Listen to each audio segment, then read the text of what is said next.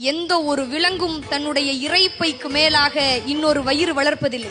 எங்கேனும் தொப்பை கிளியோ தொப்பை முயலோ பார்த்ததுண்டா? விலங்குகளுக்கு சர்க்கரை வியாதி இல்லை தெரியுமோ? இன்னொன்று, பறவைகளுக்கு வேர்ப்பதில்லை.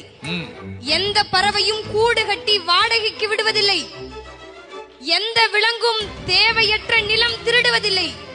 கவனி மனிதனே, கூட்டு வாழ்க்கை கூட்டு வாழ்க்கை இன்னும் குலையாதிருப்பது காட்டுக்குள் மட்டும்தான்.